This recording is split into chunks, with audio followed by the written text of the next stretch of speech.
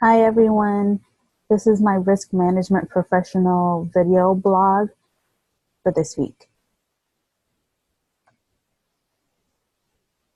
As we know, risk management in healthcare is about maintaining patient safety, making sure the organization's assets are safe, and maintaining the facility's accreditation and more.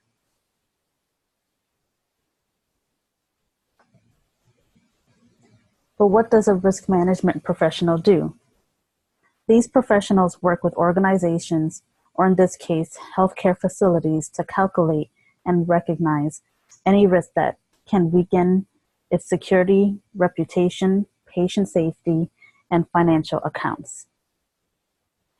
Basic job information, in case anyone was wondering, for wages and working hours, is a risk management professional works usually on the weekdays, Monday to Fridays, from 9 a.m. to 5 p.m. A risk management professional also makes a good sum of money every year. Salaries range from 30 grand to 80 grand a year.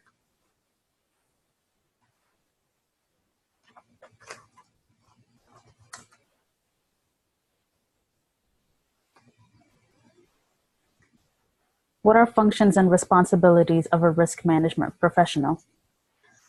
They recognize risk, and it is the professional's job to identify risk in usage of data, risk of strangers walking into a patient's room for malice reasons.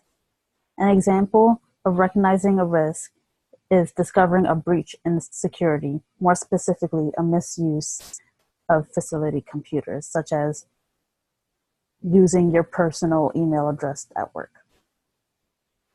They also prioritize risk.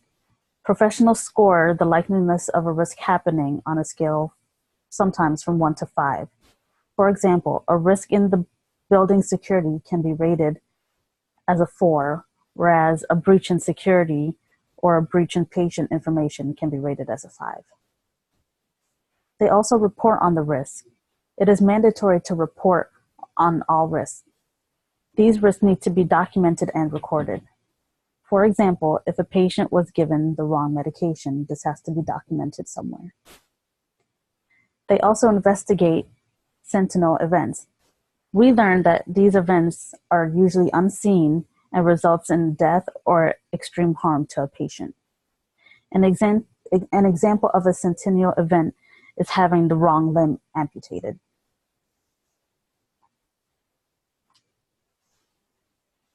Another function is they provide training and education to the staff. It is the professional's job to provide in-service training, orientations, and reviews. An example of this would be an EMR vendor coming in at the request of the risk management professional to provide in-service training to the staff.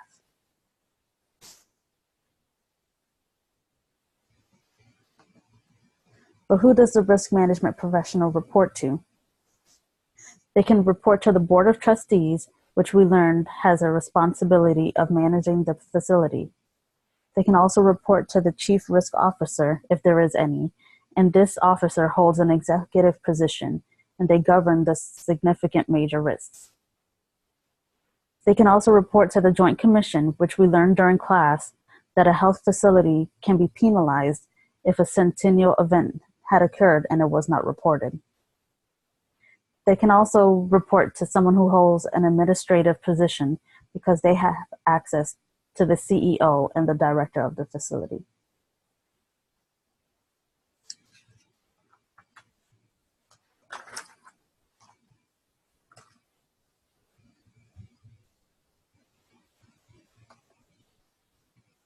But what is the relationship between the risk management professional and the board? The risk management professional shares a trustful and loyal relationship with one another. We learned that they both must act in good faith and take the company's best interest at heart. They must both be loyal to the health facility by not trying to defame the facility for personal gains. They both must report risk to one another, which in turn gets reported to the CEO, as we previously discussed. And these are just my citations that I used. And thank you so much. That was my lecture or my video blog.